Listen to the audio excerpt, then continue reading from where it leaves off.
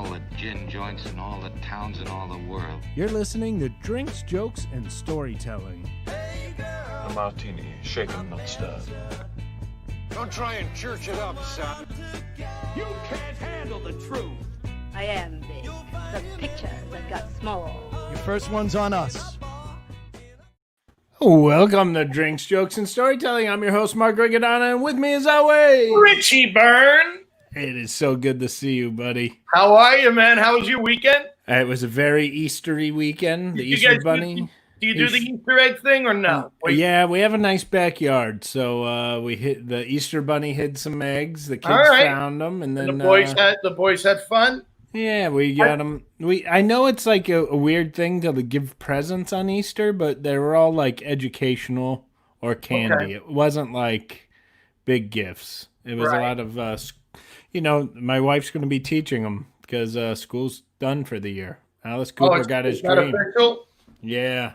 Wow. So, they both have their little Chromebooks and their touchpad or whatever the hell it is. And how are they holding up with this?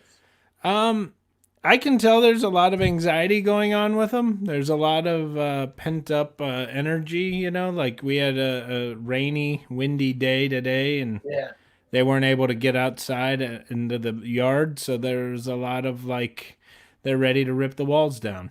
Mm-hmm, mm-hmm.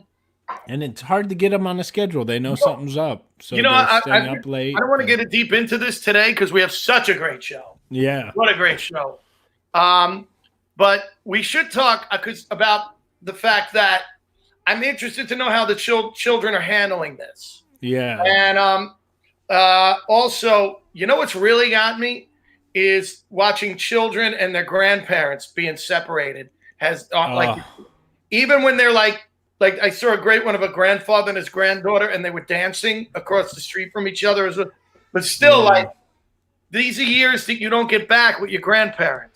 Yeah, my in-laws were in tears because they brought over Easter stuff, and they had the stand out on the curb, and the kids were on the porch. So they came out, and the kids freaked out. And Duke ran off the porch. He jumped over the railing, which is like a 4-foot drop. He hurdled it like a champ.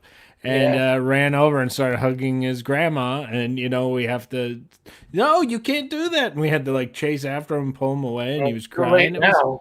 It's so hard on them because we tried to explain to them what's going on, but they're kind of like, yeah, that's great, but that's my fucking grandma, and that's who I want to go hug. Yeah, it's like we understand because it's right. You don't want them to get you sick or you get them sick, and I know when I see your mother-in-law, all I want to do is hug her. I know. Oh. And I think I got a little weird. Hey, we have a great it's Corona Monday. Yes, that's right. Here on Storytelling, and we have very uplifting Corona stories today. Yes. We're very excited. We have a bunch of people from the comedy world here today who have been inflicted, if I might say, with the virus, and have beaten it. One, we got Jimmy coming out later. Jimmy Cannizarro was on 2 weeks ago, and we can't wait. Right now, we have a very special guest, a surprise guest. Very special guest. He was not in the announcements, but he's here. No, and he's an old friend of ours. He was on last season. He was a great guest last season, told some amazing comedy stories. He's a wonderful comedian. He's here with us now. Can I bring him out? I'd say bring him out. Guys, a big hand for the lovely, the wonderful, and the healthy Jeffery Gurian. How about it? Hello. Hey, I'm so happy to be on with you, man. I can't believe you. I'm so happy to have you, brother. Oh, man, I'm afraid to even claim survivorship yet because I'm still not over it, All right. It's more than a month. But you're home. Very tricky. I'm home. I'm out of the hospital, and I'm grateful every minute. Believe me, gratitude is key. Yeah. Yeah. Well, we're all thrilled that it was so hard when we found out you were sick and you were in the hospital, which is right now the scariest place to be in the world. Absolutely. I put it off for 2 weeks. I was deathly sick for 2 weeks before I went because I was afraid to go to the emergency room because I had always heard how many germs there are there. And I have a condition of heart problems. And Oh shit! I was really, I'm in a high risk category. I was really nervous to go, but by the 14th day, I was so sick. I was literally suicidal, and I don't say that lightly. I was in very, very bad shape. It's one of those things where is this a flu or something that I have that's making me sick? Is it worth risking possibly going to get treatment for that and then catch what I don't have? Exactly. Or else sometimes they sent people home too. They almost sent me home. They were debating until they took the chest x-ray and the ultrasound of my lungs, and they told me that I had COVID double pneumonia. Jesus. That's right. I forget you had the heart. You had work done on your heart only about a year ago or so, right? No, was it? Well, no, I had a heart attack in 2015, and they put in a stent. Okay. Wow, is that long ago now? Yeah, but with that, I was on stage 5 days later. I was just joking with Emilio Savone from New York Comedy Club because he said to me, "What are you, nuts? You just had a heart attack." And I said, "Yeah, but it's really hard to get a spot here. I don't want to lose." What club were you working? Emilio. New York Comedy Club, 24th Street. Oh, I showed up line, Jeffrey. That's funny. 5 days after getting out of the hospital. Wow. Still left about that. That heart attack was nothing compared to. You were sick for 2 weeks. You were home for 2 weeks, and you had not been tested? No, I couldn't be tested at home. There was no way. I kept thinking maybe it was a flu. I got a flu shot, but it started out like a cold. And I think what saved me on my third day, when I get a cold, I get a sore throat. That's just how it goes. And I always keep Z-Pack in the house because I must start it right away. So about the second or third day, I started feeling this tickle in my throat, and I started myself on Z-Pack. And luckily, I had 2 different courses of it. I stayed on it for 10 days. And I really believe that saved my life. I was just going to say that. I bet that helped so much, just keeping you strong. Yeah, because they're using, they took me to NYU. When I finally went, I called my cardiologist on a Friday, and he said, "You better go." He goes, and he's at Lenox Hill. So I don't know how I lasted another 6 days. Wow. And then I just couldn't take I was nauseous from morning to night, literally 24/7 with a fever. And stupidly, I had an old-time thermometer. Look what I found this thermometer. My great-grandmother would have used this in Russia.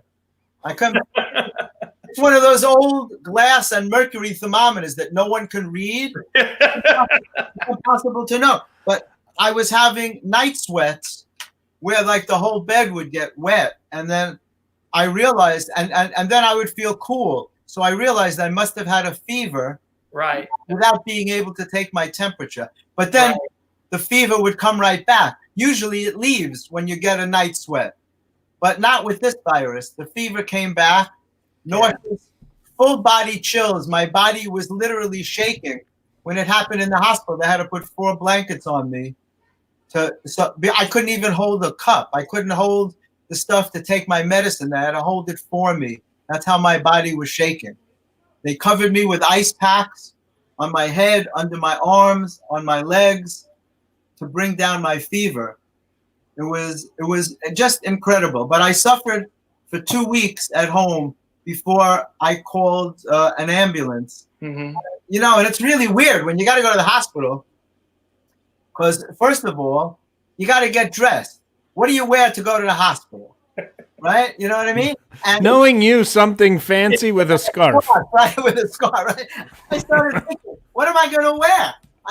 It was so stupid. People are like, why is Thurston Howell III here? Exactly. I was looking for an ascot. I wore a fucking silk ascot in high school. I think I thought I was Cary Grant or something. I don't know. Here comes Mr. Furley. So I dragged myself to the shower.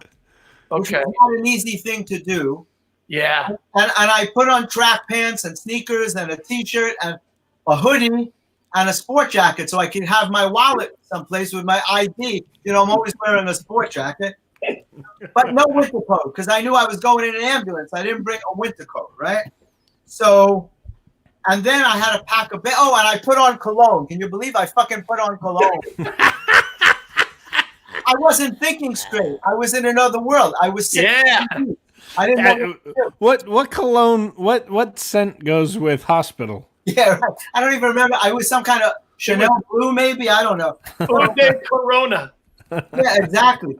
And then I had to pack a bag because you don't just show up at the hospital. You got to bring shit with you.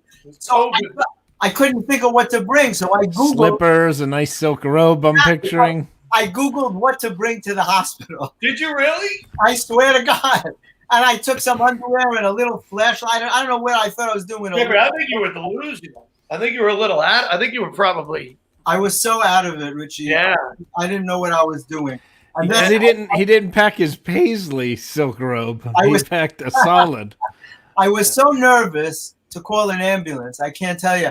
I was early in the morning. I didn't want to call in the middle of the night because you never know. That's too scary, man, to go to hospital in the middle of the night.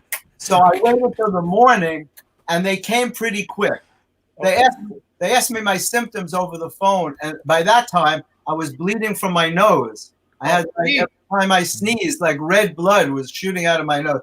It was a fucking nightmare. So my symptoms were serious enough that they came for me because I got the impression that if you don't have the right symptoms, they don't send an ambulance for you. So they came. They were two of the nicest guys in the world. I couldn't believe it. This one guy took my hand and he said to me, "You're going to be okay." Wow. And it meant so much to me because I was so sick and weak. He said to me, "Can you get up on the stretcher by yourself?" And I was able to. And he said to me something that was very important. He said, "I've taken many people to the hospital. You have the best physical presentation that I've seen yet." Because I was strong enough to get on the fucking stretcher. They strapped me in. And they squeezed me into the freight elevator in my building. It's a big building. And they wheeled me through the lobby into the ambulance. And I said, "Can you take me to Lenox Hill Hospital? Because that's where my cardiologist is." And they're like, "No, it's too far. We're taking you to NYU Langone," which turned out to be a real blessing. Okay. Because first of all, I had history there. I used to teach there. And they were doing studies with hydrochloroquinone. Plaquenil. A lot of hospitals didn't even have it. Well, it's like for lupus, right? It's for malaria and lupus. Yeah. So they've been using that in conjunction with Z-Pak. Right. But because I was on Z-Pak, just out of the grace of God, man, because I was on Z-Pak for 10 days, they didn't give me any more. They brought me. Really? They knew you were on it. Because I had already been on it, they just gave me Plaquenil and zinc. Excuse me. Yeah, don't cough on the mic. I don't want to get it. Come on, Jeffrey, now. So they took me to the emergency room, and I laid there for hours. Just real quick, Jeffrey, this is how awesome our audience is. Craig Lloydgren wrote that you brought a bottle of champagne, a smoker's jacket, and a pipe, and 6 autographed books. Exactly. Jeffrey has a great book. We talked about it last time you were on the show. You have a great book that people should go out and get. What's it called? Healing Your Heart by Changing Your Mind, a spiritual and humorous approach to achieving happiness. There you go. And we're going to, real quick, we want to show a quick video of you. Yeah. We want to show a video so any viewers who don't know you should look you up and get your book and also check out his funny comedy. Let's bring up Jeffrey's video. Thank you. So listen, I have this friend, and he looks a lot like Josh Groban. And wherever he goes, people tell him that he looks like Josh Groban, and for some reason, he fucking hates it. So he called me the other night complaining that wherever he goes, people tell him he looks like Josh Groban. I'm like, what the fuck are you complaining about? At least you get somebody normal. I get if Phil Spector fucked Elton John.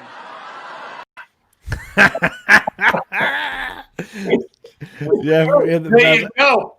This is how great our viewers are. Chris Roach wrote, "I'm glad you're feeling better, Jeffrey. It should have been Richie." Yeah. Let me tell you something about Chris Roach, okay? we've asked him to be on the show many times. I can't come in the city. I can't make it in the city. Now he's got nothing to do, and every time we have a show, there's Chris Roach writing a million things instead of just coming on. He's got a lot to say. We have three people could come on that have had the coronavirus and are still fighting it. Chris Roach can't come on healthy. Yes. Chris and I had so much fun. He came to my place once, to the Comedy Matters TV offices, and we did an interview here when he started the show with Kevin James. Oh, that's awesome. Can wait.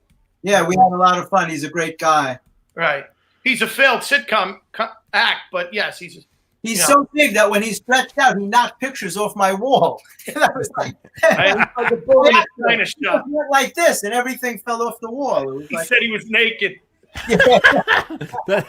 What? Why do you think Jerry got the virus? So we loved your opening, son of a bitch. We loved your opening. Elton John and Phil Spector. Phil Spector. Very funny. And Mark, you said you have some shots of people I look like? Yeah, so I believe that Richie, I'll bring up the first guy, Jack McGee. Come on, Irish people all kind of look alike, blue eyes, gin. That big baked potato head, that boiled potato. And a gin nose. Right, gin. You guys all have that booze face, so you have that one. But then you also could go with this one. You get all the time. Let's bring up real quick. We'll bring up Jim Belushi. Come on, I think that's actually a picture of Richie, and we just said it was Jim Belushi. I'll tell you a story about Jim Belushi. You're gray in all the same places. I'll tell you a story about Jim Belushi. He was on, not Conan, Jimmy Fallon, when I was doing the warm-up for Dr. Oz right across the hall. And since I'm like in my 20s, people said, you look like Jim Belushi. And so he was in his dressing room, and I never do this, but he was in his dressing room, and he had the door open, so I knocked. You're not supposed to do that. I knocked on the door. I go, hey, Jim. And he goes, yeah. And I go, I'm Richie Byrne. I'm a comedian. I do the warm-up across the hall for Dr. Oz. He goes, yeah. I go, well, my whole life people said I looked like you. And he goes, yeah, I don't see it. No, all right, but I just know. He goes, all right, now is it. So 3 days later, I'm at Zanies in Chicago, okay? I flew out to do Zanies in Chicago. I'm coming out of Zanies, and who's walking by Zanies but Jim Belushi? 3 days later, and I go, Jim. And he looks, and I go, you again. And he goes, yeah. I go, I'm the warm-up guy at Dr. Oz. Remember I said you look like me? And he goes, what, are you stalking me?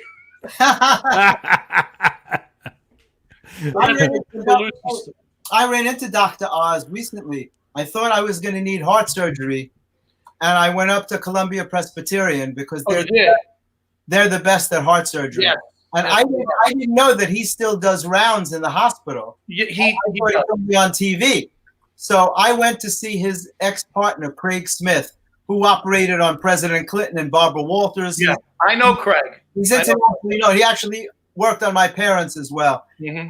And I was looking, I have this torn mitral valve, and I wanted to see if there was a conservative way to fix it. And Dr. Oz was the one who invented this thing called the MitraClip, where, but it's used on very elderly, sick people who wouldn't survive open heart surgery. So I spoke to Craig Smith, and he said he only does traditional open heart surgery. And I said, well, isn't there something conservative? And he said, yes, there is. And he said, well, I'll send you for more information. I walk out in the hall, and there's 4 or 5 doctors being lectured to by somebody, but I don't see who it is. And as I walk by, an arm grabs me, and he's like, Jeffrey, I know why you're here. And it's Dr. Oz. It was insane. No way. I couldn't even believe it. Are you serious? I swear to God. The last time I had seen him was at Joan Rivers' funeral. And we chatted about something, and I didn't even know that he'd remember me. I had met him a couple of times before, but he grabbed me and said, Jeffrey, I know why you're here, and I want to tell you about this clip. And we wound up taking pictures together in the hospital. He had one of his interns take pictures of us in the hallway of the hospital. And he said to me, he said, this clip that I invented is only good if you're 85 or 90. He goes, you're too young and you're too healthy. Hopefully you can stay this way for the next 10 years, and maybe we'll do enough research that we can fix you in a conservative way. Okay. And he was so kind and so nice and so informative. Right. I was so shocked to see him there. I almost couldn't speak because I know that he still is involved in the hospital. Yes. Such a great guy. Such a I mean, I could talk about him all day. I love the guy. You know that. That's so cool. But Mark, did you have another? Well, Jeffrey, who do you think Richie looks like? Do you have any?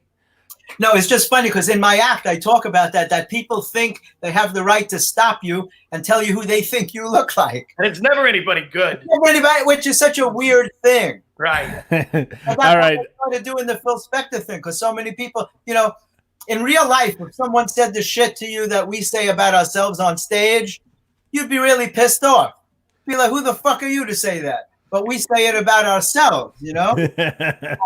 Well, I'll tell you this. I did see a resemblance. You and Jim could be brothers. Yes. Well, Mark has a theory. So here's the thing. He looks like him now. But do you guys want to see a picture of Richie when he was young, just starting out as a comic? Can we pull that picture up? Oh! There he is. Richie Byrne, everybody. Same hairdo. I think we have a few pictures of you, Mark. You do. We have a little pre-quarantine and post-quarantine pictures of Mark. So let's go. There's our pre-quarantine. There he is. And how about post-quarantine? There you go. That's me from the waist down. And I think we have one more. We got a couple more. Oh, there we go. There's Mark. And then post-quarantine.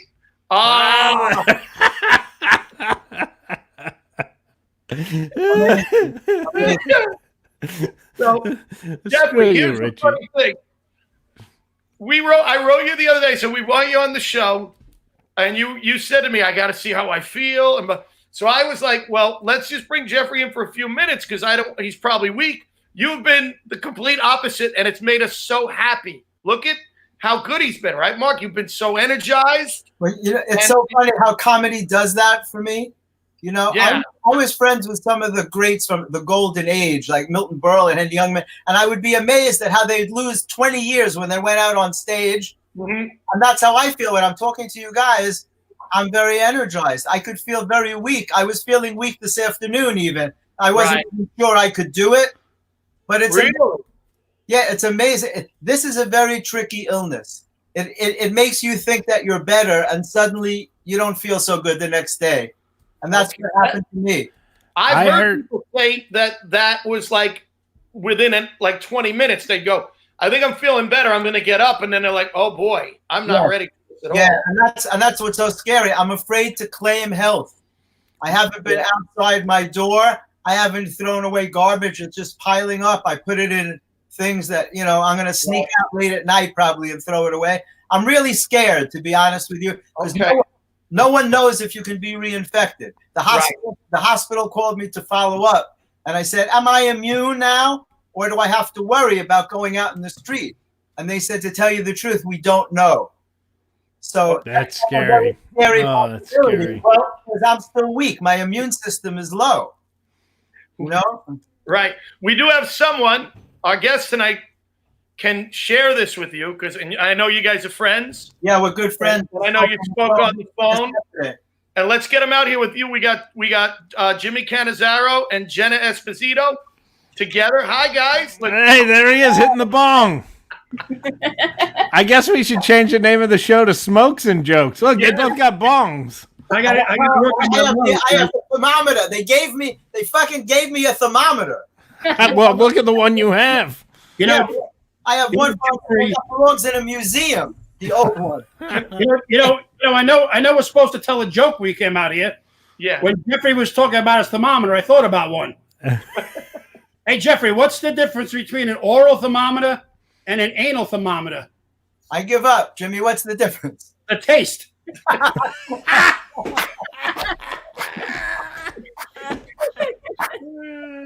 Hey, Mark, by the way, Mark, I got a picture. You got Rusty Staub This is Richie Byrne and Rusty Stop. Hold on a second. Oh my God.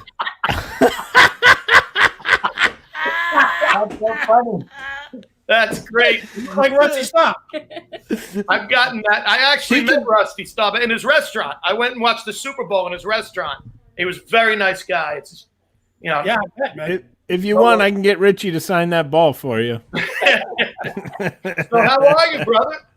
I'm feeling good, man. You know, I'm still on oxygen. I'm down to like 2 liters. So hopefully by next week, I will be rid of my oxygen. And yeah, everything's good, man. I feel much better. I know Jeffrey, man. You sound great. I got my wife here, man. She's been taking the garbage out and cooking and cleaning and waiting on me. I know. I've been watching on Facebook. And Just Jenna, like the good old days, right, fellas? Jenna, you had it too, right? I did. I actually never got tested because my symptoms were mild. And by the time Jimmy had his test results back, I'd already been quarantined for a few days. So his doctor said, listen, we're 99% sure you have it. You had the symptoms, but, you know, we really can't spare a test right now. And if your symptoms remain mild, you're better off staying home and not risking spreading the virus further by going out for a test. So I stayed home. I did not leave the apartment for 14 days. I was really good about it. And, you know, even now, I go out with mask and gloves on. I'm really careful. I don't go out a lot, but, you know, when I went to the grocery store, taking the garbage out. But, yeah, luckily I had a mild fever, severe body aches, and a little cough.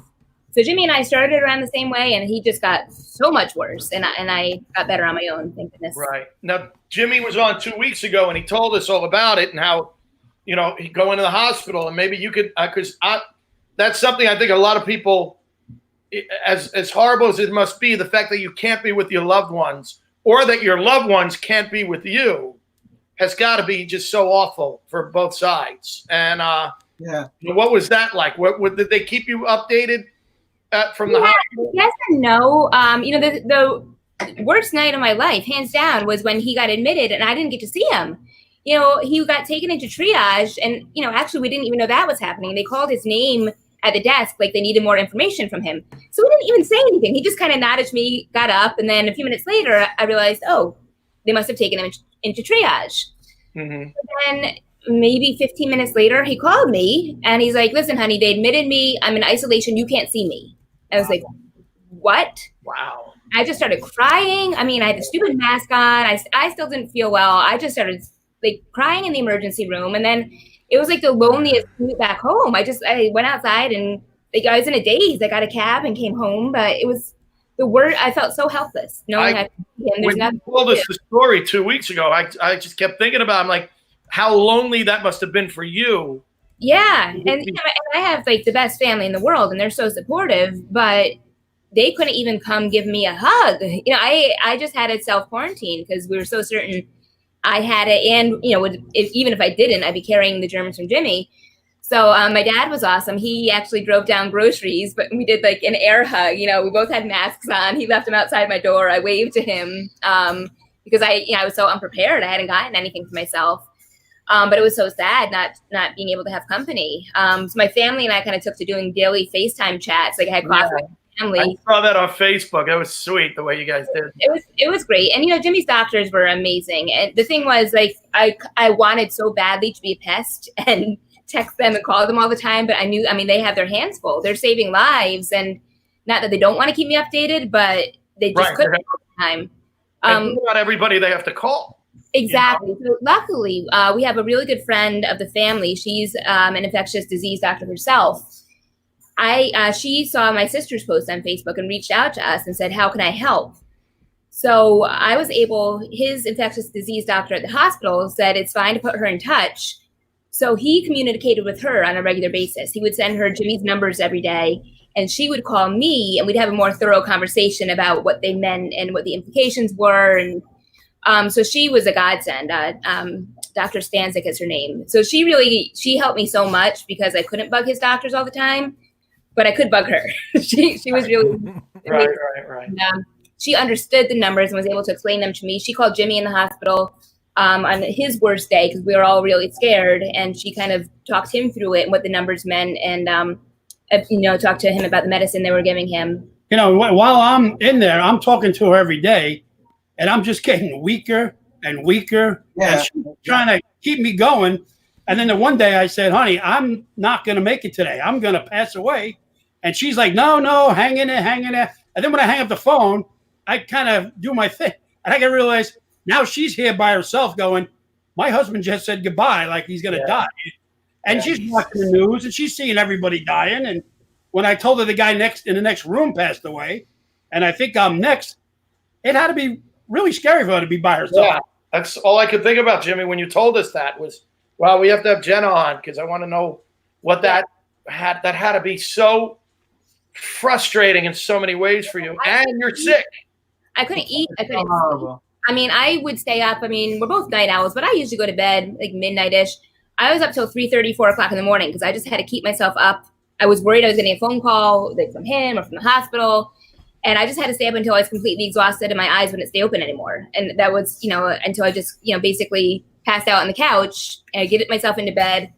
And then I'd wake up like with a start a few hours later, like check my phone. Have I heard from him? Have I heard from the doctors? I mean, it was a terrifying way to live. And then I can't tell you, as quarantine, the miles I must have put in our small apartment, just pacing. Man, that's 17 days of that, man. It's, that's a long time to be in the hospital. It's an unbelievable day. Did you know your doctors, though, Jimmy? Did you have doctors that you were acquainted with before? It's funny. I had an ablation done about 5 years ago, and so I had a cardiologist that's a big wig at that hospital. So I think I called him and said I'm going to the hospital. I think that's why I got a room fairly quick. They put me in isolation in the emergency room, and I was there a couple of hours, and then boom, I had my own room. I was in isolation. He came up the next morning, and he introduced me to this pulmonologist, and he said, he's your guy. And I was like, I was in good hands right away. Good. Oh, great. I was with all people that I didn't know. I was in the emergency room for hours until they were debating whether to send me home or not. And I begged them not to. I said, I can't do it alone anymore. I'm all by myself. And they put me in an isolation room for 2.5 days, a gorgeous, huge room. But then they moved me to a room with 3 other very sick men. And that was a nightmare. That was all of us sharing one small bathroom. It was, there's no vanity in hospitals, believe me. Yeah. It was a horrible, horrible experience because I didn't know any of the doctors. And we only saw them maybe once a day. They were so overworked that they could stop by like once a day. I mean, can we just say thank you to everybody out there? Yes, thank you so much to everybody, to the hospital workers, the ambulance, the first responders. I mean, what an amazing job. I heard somebody on the radio say that when this is all done, there should be a ticket tape parade for all of them, and I couldn't agree more. Absolutely, man. These people that I ever met saved my life, man. It's unbelievable. Every night at 7 p.m., people applaud in the street. I don't know if they do that where you are. Yeah, all the horns honk and people applaud. And hitting pans and stuff. It brings tears to my eyes. The gratitude. You're doing that in my neighborhood, but it's every time the show stops playing. Yeah, that's what I do. But actually, Jimmy got applause when he left the hospital. Yeah, when they came and took me out of my room in the wheelchair, when they wheeled me out into the lobby, all the workers stopped and gave me a standing ovation. Wow. And I thought to myself, I said, I bet they're just happy to finally see somebody going out in a chair for a change, I mean, they see so many people going out in bags, I have a feeling, that finally, and when my doctor told me that when I finally got home, and he told me that I don't mind telling you now that everybody that had the same numbers you had, the lousy oxygen and the blood and the coughing and the no breathing, he goes, they all passed away. Wow. Wow. And he goes, that's why we were applauding when you left. Wow. That's amazing, Jimmy. That is so amazing. God was watching over you, for sure. Yeah. He didn't want this woman to be left alone, apparently. Now, I don't know how to do the vacuuming. He's had a coach man all the household stuff. He usually takes care of it. He's sitting here on the couch like, honey, you're doing it wrong. You got to go this way. You got to go with the grain of the carpet. I'm like, I don't know these things. Can I just say that we got a message here, Joey? If you can bang up from Fortune Espisito, he wrote something. I don't know if you can do it, but it's a couple. It's a little bit back. That's my guitar playing father-in-law. That's the man, the myth. I Look at love him with the guitar right there. He's a rock star, man. That's Jenna's father. Yeah. And he's an amazing musician. And he does all the work with you, right? He does all the music. Yeah, he's my musical director. So He's your musical director. He puts together all my arrangements, and I mean, it's been really weird for us because. And there's your sister. There's my sister. See, I told you. Your sister who sang when I saw you the first time. Was she? You had a sister singing in the band. Yeah, I mean, she's a great vocalist. She runs a local music school in our hometown of Middletown, New York. My dad teaches guitar lessons there. She teaches a program called Kinder Music, which is music and movement for infants through age 7. So she started doing Zoom classes, and she's actually doing a great thing, bedtime stories and lullabies every weeknight at 7 o'clock, just to give kids a little comfort and their families. I've been tuning in. She started it while Jimmy was in the hospital, and I've been to hear a nighttime story and a lullaby every night. So yeah, they've been awesome. That's a great idea. Hey, you know, Richie, this afternoon I sent you a clip of Jenna singing from a live show. Really? Actually, you and Jeffrey were both at that show. Yeah, I've seen her several times. Fantastic. Oh, really? Yeah, from Birdland 3-4 years ago. Yeah, I think so. Yeah, I remember going, but the outdoor concert that I came to as well. Oh yeah, absolutely. Wait, this was all the lead up to the clip. Yeah, We're going to show you the clip now. This is the multi-talented Jennifer Esposito. Jenna.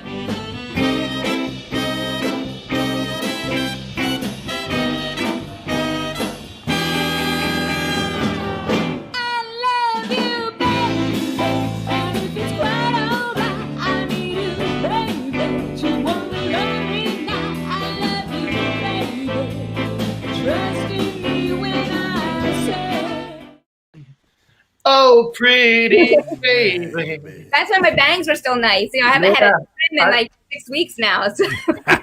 Well, Jenna, you're so talented. I love watching you. I love going watch you sing. You were in my show. You were a cast member in the Richie and Mark show. It's over. We have to do another one of those. Yes, we do. It's a lot of work. And right now, nobody would come see it. Yeah, next time you need the whole night at Gotham, by the way. Yeah, Sebastian Maniscalco can't do a pop show in it. None of that Sebastian shit again.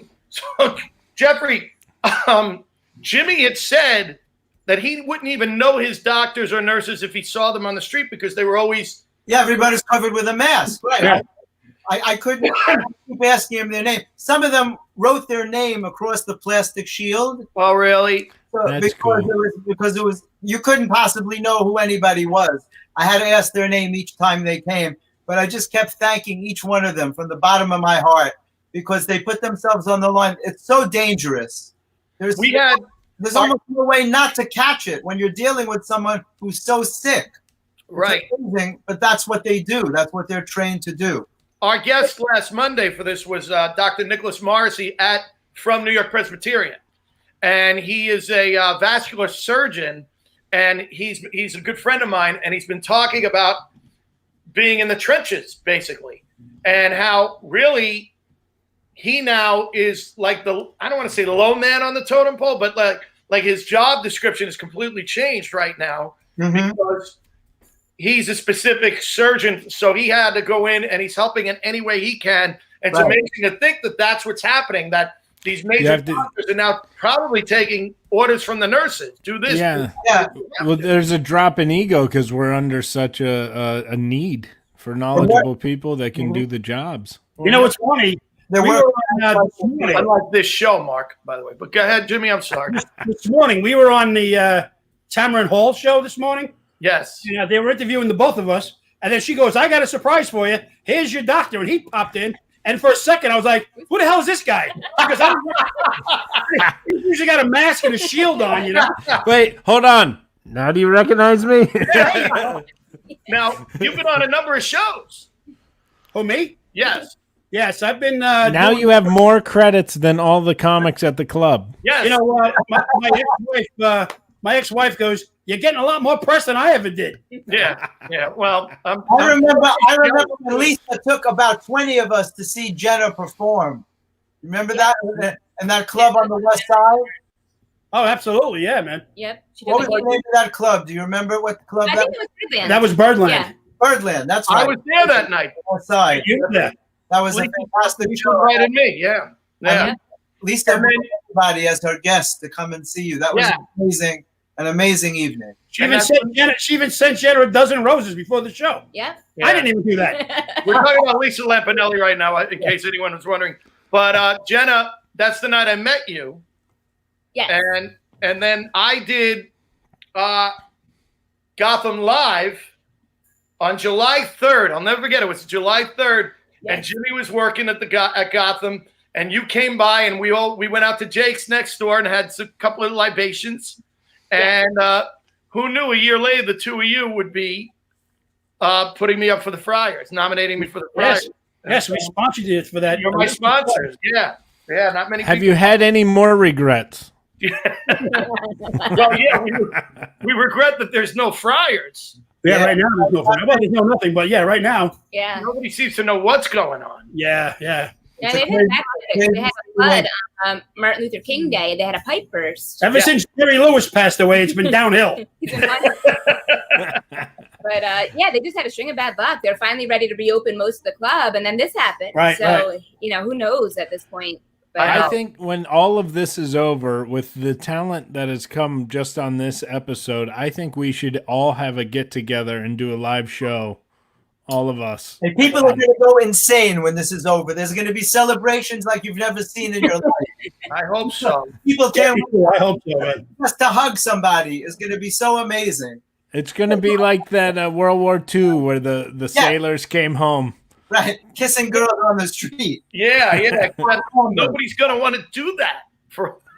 Well, you might get the house. Yeah. I'm nervous to go out on my terrace. I don't know if the germs are in the air. Yeah. I'm afraid I could recatch this thing. I was saying that the other day. I said, when they get the green light to go out, who's going to run out to a Broadway play and share an armrest with a stranger? It's going to be, you're going to question. That's basically going to second base with someone now. Exactly right. A long time. But the same thing with comedy. Yeah, look at when Gotham is packed to 300 people. You're sitting on top of each other. Hey, I hope everybody comes back strong. I know. We need that room filled, man. The last time I saw Gotham Comedy Club filled, it was for my show. And then what happened? And then I got kicked out.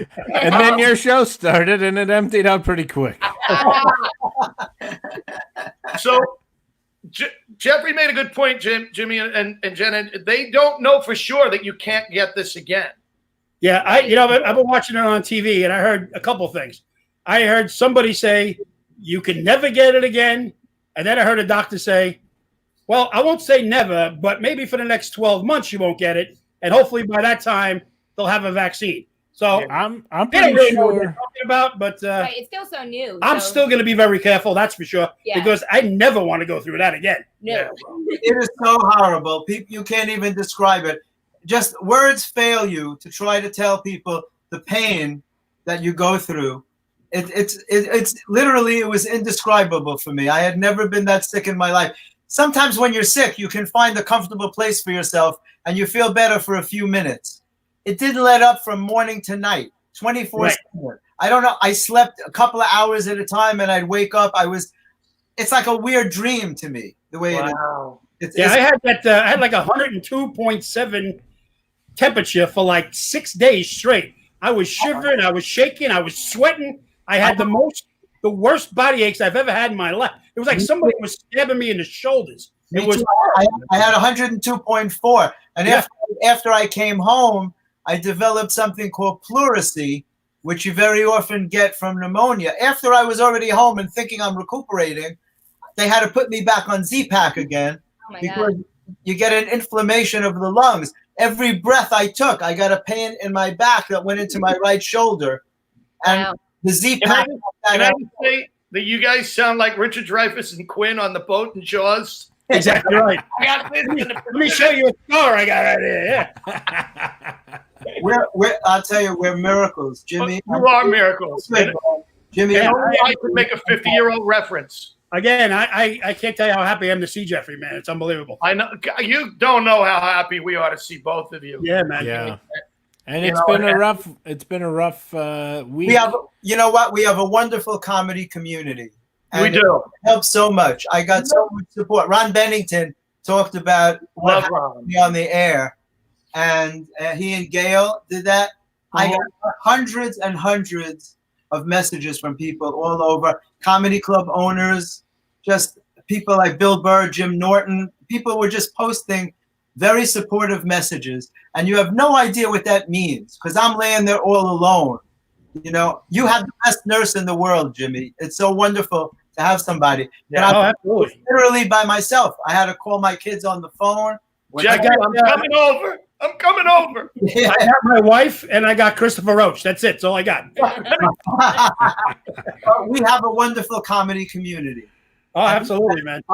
It's truly a blessing. It really I is. couldn't agree more. I couldn't agree. Jimmy was talking about how Jim Gaffigan got in touch with him, and and Jim Brewer was one of the first guys to call me, man. Yeah, and Norton to you and Burr and I So special. Colin Quinn, Nick Kroll, and John Mulaney posted things about me, and I got the head of Netflix asked me my Hebrew name and had prayers said for me in Hebrew. Jonathan Mussman, and the head of all things comedy, and just like Noam Dworman and Emilio Savon, all the comedy club owners, they all sent me prayers. It was just amazing. It literally brought tears to my eyes to think that many people think about you at a time like that. Well, I wanted to reach out to you, but my manager couldn't get me in. You didn't get the right credentials, man. The one thing I learned. Any middle acts, get in touch with you. I got bumped by Norton. Yeah, we actually this is pretty cool. The day Jimmy was doing so badly and we were really scared, my dad had an idea, and he's like, I'm going to reach out to the Monsignor who married you, Monsignor Jim. He actually is the head of like a Catholic television station in Long Island, but it's nationwide. It's in like 40 different countries. It's called Catholic Faith Network. I do a telethon for them every year. And so this Monsignor Jim, we're pretty close with him. He actually married us. And Dad said, I'm going to reach out to the Monsignor, see if we can get some, prayers going from him. I said, great. All the prayers we can get. That's fantastic. So he emailed the Monsignor. Monsignor emailed back a little while later. Your timing was perfect. I was just about to enter a prayer circle with a bunch of bishops and the Holy Father. The Pope. Wow.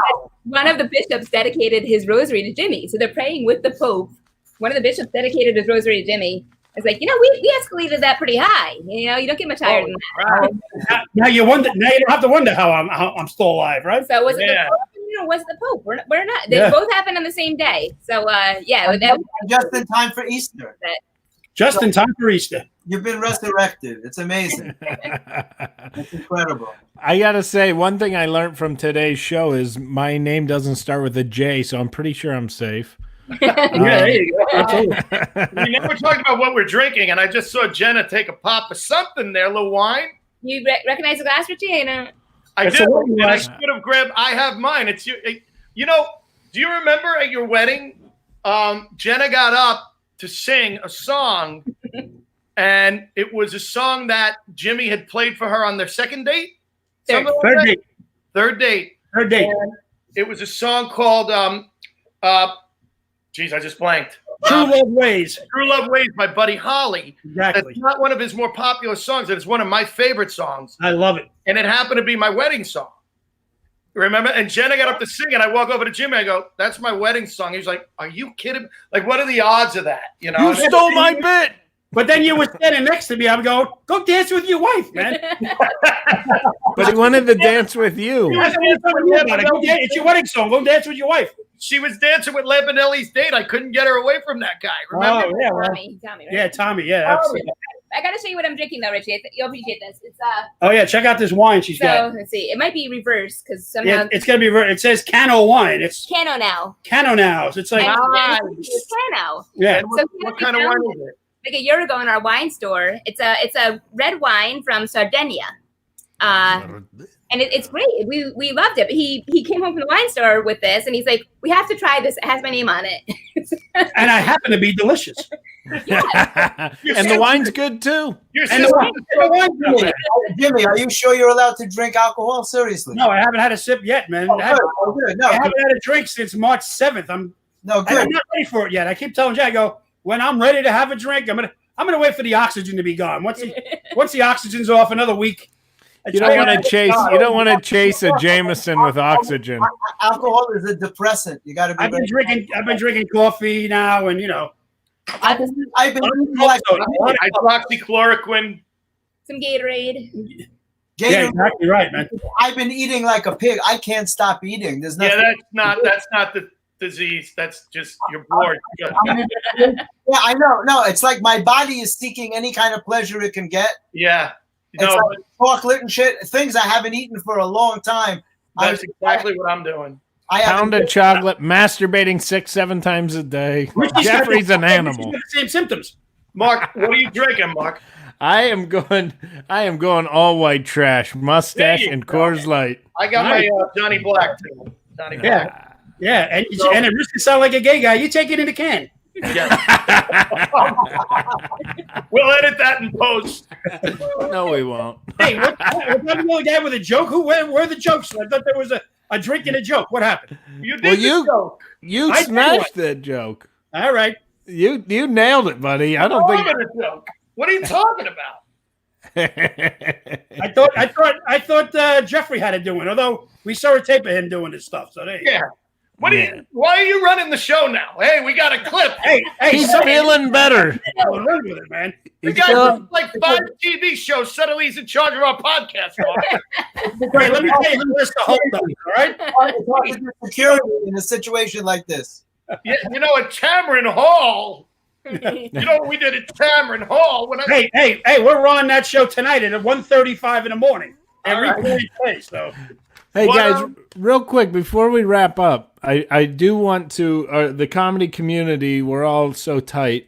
We had we lost somebody really near and dear to us. A good friend Vic Henley. Oh, I don't want this to be a downer. Do you guys have a story about Vic that you'd like to share that can maybe make our audience go look him up? I met Vic when I first started dating Lisa. They were doing something with the Larry the Cable Guy, and he was on the show. He was opening up for Larry. So I met him then, and then a couple of years later, I met him at Gotham.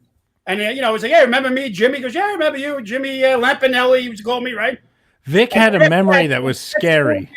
For the next 4 years after that, every time I saw him, he called me Mike. Hey, Mike, how you doing? Gurian, you got a nice Vic Henley story you want to tell? Not really. I just knew him for a long time, and all I could say is rest in peace. Yeah. That's about all I can say. I knew him a very long time. I saw him at the Strip all the time. He was a regular there for 20 years. I spoke to Richie Tinkin just today, and we talked about it, and he said that Vic had been there for 20 years. I spoke to Chris Mazzilli today, and we talked about him, and he said once the club opens, he goes, "We're going to do something like we did for Angelo." He said, "We're going to do." Oh, good. I was wondering about that. Oh, absolutely, yeah. Yeah. Yeah, they're going to do something at the Strip as well. Yeah, I'm sure they will. The guy was a legend. The guy was a fixture at both. That was kind of like one of his home turf right there, because boy, he hosted a lot of shows there. Yeah, he sure did. Yeah. I think both clubs should have a Vic Henley drink named after him and it should be a tequila-based drink because that man put away tequila more than anybody I knew. I love him. Let's bring Joel out real quick. We'll bring out Joel. Look at this. We got to wrap her up.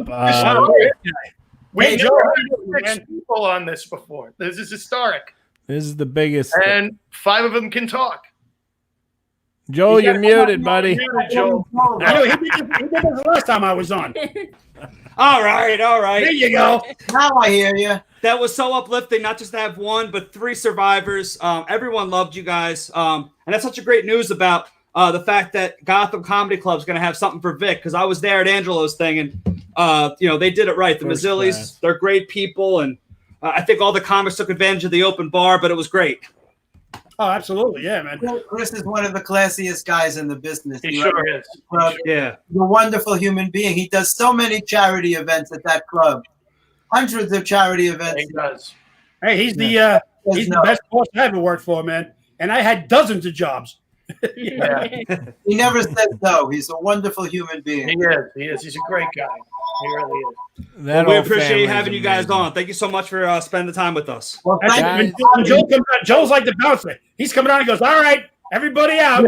Yeah, God bless you. Good night. You don't have to go out, but you can't stay here. I haven't spoken to anybody this long in a month, so this was wonderful. Jeffrey, thank you so much for doing this. You held in, you stayed on the whole time. We were really nervous that we were only going to get a few minutes with you. Yeah. Thank you guys. You brought my energy up. I don't know how I'm going to feel after this. I might collapse, but in the moment, I feel wonderful. Thank you. That is so great. Jimmy, so happy to see you up and about. Yeah, man. Good to be here. Good to have my wife with me. And Jenna, Yeah. the beautiful, the talented Jenna Esposito. I love you so much. It was good to talk to your rock. Your rock You right guys, there. you made this. This made my day today. You made my week today. Already. yeah, absolutely. I love being with you guys. Thank you, man. And to all of our viewers out there, you can podcast, but you can't podcast here. Good night, everybody. Night. Last call. Thanks for listening to Drinks, Jokes, and Storytelling.